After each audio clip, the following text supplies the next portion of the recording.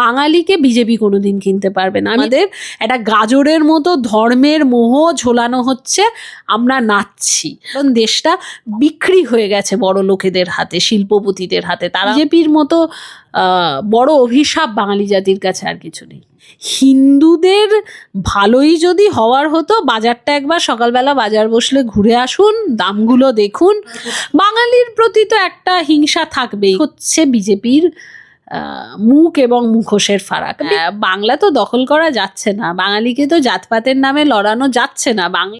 হিন্দি হিন্দুস্তানের লড়াইয়ে কিন্তু বাঙালি, মানে এর বিরুদ্ধে লড়াইয়ে বাঙালি একা নয়। যে সকল ভারতীয় রাজ্য অহিন্দি ভাষী, তারা প্রত্যেকে লড়াই লড়ছে, নিজের মতো করে লড়বে, এটা আমার স্থির বিশ্বাস। কারণ ভারতবর্ষ বহু ভাষার দেশ, আমাদের বৈচিত্র্যের মধ্যে ঐক্য এ দেশের সবচেয়ে বড় আইডেন্টিটি বা পরিচয়। এখান থেকে ভারতীয়দের যারা হিন্দুস্থানের গল্পে নিয়ে আসতে চায়, সেই রাজ্যের লোকগুলো সারা জীবন হিন্দি বলতে পারে, হিন্দি তাদের মাতৃভাষা, সেই জন্য যত রকম সুযোগ সুবিধে দেশের থেকে নেওয়ার যায় তার সব কটা নিয়েছে। তারা নিজেদের ভাষায় সমস্ত কেন্দ্রীয় চাকরি পরীক্ষা দিতে পারে, তারা নিজেদের ভাষায় অন্যান্য রাজ্যের টাকায় তারা হিন্দি দিবস পালন করতে পারে, তারা মানুষকে জোর গলায় সবচেয়ে বড় মিথ্যে বলতে পারে যে হিন্দি ভারতের রাষ্ট্রভাষা, যার কোনোটাই নয়। এই ভারতবর্ষ, যার জাতীয় সঙ্গীতের রচয়িতা রবীন্দ্রনাথ ঠাকুর এবং তার সেই জাতীয় সঙ্গীতের ভাষা বাংলা, তাকেও তারা বিকৃতভাবে গায়, কারণ সব কিছুতেই তারা হিন্দুস্তানের একটা স্বপ্ন দেখে। এই মানুষগুলো যখন থেকে ভারতবর্ষে জনসংখ্যা কমানোর জন্য দাবি ওঠে, তখন থেকেও এরা সেই যে সুস্থ শিক্ষিত মানসিকতা সেটারও ধার ধারেনি। ফলে জনসংখ্যার দিক থেকেও এরা এখন অনেক বেশি। এটা তাদের ক্রমাগত শক্তি হয়ে যাচ্ছে, যেহেতু তারা দুসন্তান আইন মানেনি, তারা দেশের কোনো কিছুরই আইনের তোয়াক্কা করে না, তারা মহিলাদেরকে আজও অবধি সন্তান জন্ম দেওয়ার যন্ত্র হিসেবেই দেখেন। এই ধরনের লোকজন যারা, এবং তারা অত্যন্ত ধর্মান্ধ, তারা দাঙ্গাবাজ, তাদের অনেক অনেক কিছুই আছে, এবং তারা মনে করেন যে তাদের ভাষা দিয়ে তারা দেশ ঘিরবেন। এটা মূর্খতা, এটা হবে না, এটা আগেও হয়নি, এখনো হবে না। এবং বাঙালিকে তো আমি বিশেষ করে বলবো যে আজকে যখন নিজের সংস্কৃতি বিসর্জন দিয়ে পিছনে ওই হিন্দি গান বাজিয়ে হিন্দির মতো করে সমস্ত কিছু পালন করার চেষ্টা চলছে, তখন নিজেকে একটা জিনিস প্রশ্ন করবেন যে আমরা কি উত্তরণের জন্য জন্মাই? মানে আপনি আপনার বাবা মা যেখানে জন্মেছিল, আপনি তার থেকে একটু এগিয়েছেন, আপনার সন্তান আরও একটু এগোবে, সেটাই প্রত্যেকটা লোকের আশা হওয়া উচিত। তাহলে জন্তু জানোয়ারদের ভাষা এবং তাদের সংস্কৃতি আমদানি করা বন্ধ করুন। নিজেরা এই গর্বে গর্বিত হন যে এমন একটা ভাষাভাষীর জাতিতে আপনি জন্মেছেন, যারা প্রথম এই এশিয়ায় নোবেলটা নিয়ে এসেছিল। সেই জাতির রক্ত আপনার ধমনীতে বইছে। কিন্তু আমাদের যদি এখনো জ্ঞান না ফেরে, এখনো যদি আমরা মনে করি যে কিছু ওই নোংরা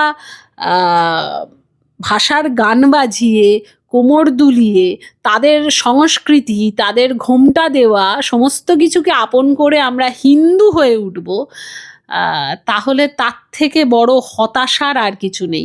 আরএসএস বিজেপি যে হিন্দু রাষ্ট্রের স্বপ্ন দেখাচ্ছে, বা বিজেপি বা আরএসএস, বাঙালি হিন্দুরা সেটা কতটা গ্রহণ করবে, বা তাদের জন্য কি কোনো সুবিধাজনক? বাঙালি কোনোদিনই, আমার মনে হয় না যে এত জাতপাত ধর্মের জিগিরে কোনোদিন ছিল।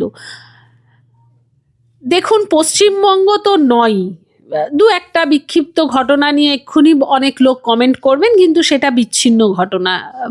বাংলায় কোনোদিনও, বাঙালি তো চিরকালই পার্ক সার্কাসে গেছে বিরিয়ানি খেতে, ঈদে খিদিরপুরে মার্কেট থেকে জামা কাপড়ও কিনেছে, মুর্শিদাবাদেও তাই, মানে শীতকালের ছুটিতে আমাদের ঘোরার যতগুলো জেলা বলা হয় তার মধ্যে মালদা মুর্শিদাবাদ অন্যতম। মালদার আম চিরকাল বাঙালি শুধু খায়নি, বিদেশে রপ্তানি অবধি করেছে। বেশিরভাগ পাট শিল্প, সেখানেও মুসলিম প্রধান একটা অংশ ছিল। ধান, সমস্ত কিছুতেই তো সবাই জড়িয়ে ছিলাম। আমাদের তো কখনো আমরা দলিত হত্যা করেছি বা আমরা নিচু জাতের গ্লাসে জল খেয়েছে, মানে আমাদের কুয়ো থেকে কেন জল নিতে এসছে সেই জন্য তাকে পিটিয়ে মেরেছি। এ তো বাঙালির সংস্কৃতি নয়। যারা এগুলো বলছে তাদের কথা শুনে যারা নাচছে তাদের মতো নিচতা, মানে নেহাতি অশিক্ষার জন্য তারা এগুলো করছেন। হিন্দুদের ভালোই যদি হওয়ার হতো, বাজারটা একবার সকালবেলা বাজার বসলে ঘুরে আসুন, দামগুলো দেখুন, কত টাকা দিয়ে গ্যাস কিনছেন সেটা দেখুন, ছেলে মেয়েকে পড়াতে কত টাকা খরচা হচ্ছে সেটা দেখুন। সবচেয়ে বড় কথা, দেশের এই মুহূর্তে সবচেয়ে বড় বড় ডিগ্রিগুলো যেগুলো অন্যের পকেটে যাবে, অন্যের ছেলে মেয়ের পকেটে যাবে, আপনার ছেলে মেয়েকে সেই ডিগ্রিটা কিনে দিতে হলে কত টাকার আপনার পকেটে রাখতে হবে সেটা আগে দেখুন, তারপরে মনে করবেন আপনি আগে হিন্দু না খ্রিস্টান না মুসলিম। এটা আগে দেখুন, কারণ দেশটা বিক্রি হয়ে গেছে বড় লোকেদের হাতে, শিল্পপতিদের হাতে। তারা আমাদের সমস্ত কিছু লুট করে নিচ্ছে, আর আমাদের একটা গাজরের মতো ধর্মের মোহ ঝোলানো হচ্ছে।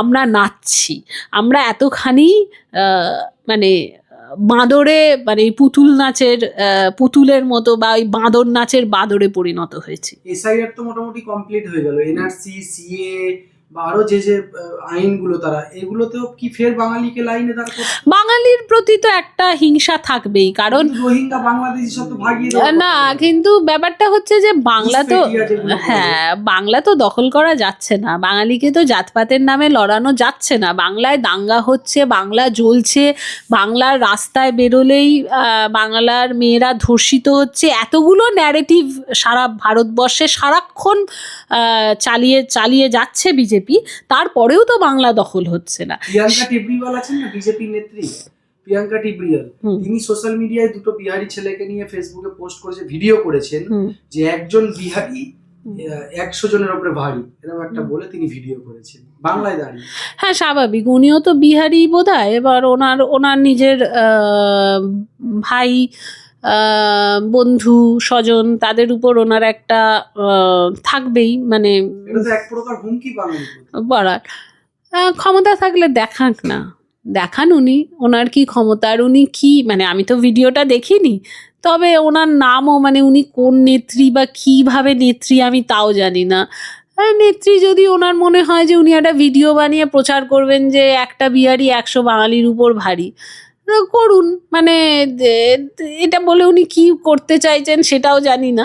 তবে বিহারি, মানে বিহার দিয়ে বাঙালিকে ঘেরাও, মানে বিহারিরা বাঙালিকে ঘেরাও করবে বা বাংলা দখল করবে, এটাই যদি ওনার বলার উদ্দেশ্য হয়, তাহলে যারা বিজেপিকে ভোট দেবে তারা একবার ভেবে দেখুন যে দলের নেত্রী ওই মেজো সেজো নেত্রী হবেন। কারণ ওনার তো আমি, মানে উনি তো আর কোনো এমন নেত্রী নন যে আমি নাম, যাদেরকে ভাবতে বলছেন এই বাঙালি তো রামনবমীও পালন করছে এখন। একটা জিনিস কি জানো তো, আমার মনে হয় সেই বাঙালির সংখ্যা খুব কম, এবং এটা আমার বিশ্বাস। যারা করছে তারা এই বাংলায় বসবাসকারী কিছু বহিরাগত, যারা এই গেরুয়া সংস্কৃতি আমদানি করে, আর তাদের আর সবসময় তো রাজাকাররা থাকে, সমস্ত জায়গাতেই থাকে। হ্যাঁ, তারা তো নিজেদের বাড়ির মেয়েদের, নিজেদের বাপদাদাকে তুলে দেয় শত্রুপক্ষের হাতে, কারণ তাতে হয়তো দেখা যাবে তার পকেটে কিছু আমদানি হয়। তারাই তো রাজাকার, তারা তো থাকেই, সমস্ত জাতিতে আছে, তাদের তো থাকতেই হবে, নইলে বিজেপির এত বারবারন্ত কিসের। কিন্তু আমার মনে হয় না বাঙালি, মানে আমি মনে প্রাণে বিশ্বাস করি, আমি 21-এও এই কথাটা বলেছিলাম যখন অত রব উঠেছিল, কিন্তু সেদিনও আমি এই বিশ্বাস রেখেছিলাম যে বাঙালিকে বিজেপি কোনোদিন কিনতে পারবে না। আমি আজও এই বিশ্বাস রাখি, কারণ বিজেপি মতো বাঙালি বিদ্বেষী দল, বাংলার অনিষ্টকারী, আজকে এতগুলো এমপি হয়েও বাংলার জন্য একটা কিছু তারা নিয়ে আসে না। বাংলার রেল প্রকল্প, মানে মেট্রো প্রকল্পগুলো ধুঁকতে থাকে, রেক দেয় না। হ্যাঁ, প্রত্যেকটা স্টেশন তারা ভোরে ভোরে খালি হিন্দিভাষী লোকজনদেরকে মানে তারা এখানে পাঠাচ্ছে, এবং তারা পাঠানোর পরিবর্তে তারা তাদের দিয়ে প্রচার করাচ্ছে যে বাংলা হচ্ছে বাংলাদেশির ভাষা। বাঙালি যখন বাংলাদেশি বলে মার খায়, তাদেরকে যখন বাংলাদেশে ঠেলে ফেলা হচ্ছে, এই বিজেপির নেতামন্ত্রীগুলো কিচ্ছু করে না। এদেরকে হাফ প্যান্ট পরিয়ে বসিয়ে রাখা হয় ওখানে, এদের একজনকেও মর্যাদাপূর্ণ কোনো মন্ত্রিত্ব দেওয়া হয় না। এদের নিজেদেরই কোনো ইজ্জত নেই নিজেদের দলের কাছে। এরা কি বাঙালির ভালো করবে? এরা কোনোদিন বাঙালির ভালো করতে পারে না। বাঙালির সমস্ত কাজের টাকাও আটকে আছে। এটা তো কোনো রাজনীতির বিষয় না, মানুষ কাজ করেছে, সে টাকা পাবে। সমস্ত ক্ষেত্রে বাংলাকে বঞ্চিত করা হচ্ছে, আর এরা হাততালি বাজাচ্ছে, কারণ এরা ভোটে জিততে চায়, এরা বাংলা দখল করতে চায়। সেই জন্য বাংলা দখলের সময় এনাদের নেতামন্ত্রীরা বলে সোনার বাংলা, আর যে মুহূর্তে বাংলার ভোট মিটে যায় তখন সোনার বাংলা হয়ে যায়, আমার সোনার বাংলা, আমি তোমায় ভালোবাসি, এটা হয়ে যায় পররাষ্ট্রের রাষ্ট্রগীতি। তাই সেটা এখানে ভারতবর্ষে ব্যান করা উচিত বলে দাবি ওঠে। এই হচ্ছে বিজেপির মুখ এবং মুখোশের ফারাক। বিজেপির মতো বড় অভিশাপ বাঙালি জাতির কাছে আর কিছু নেই।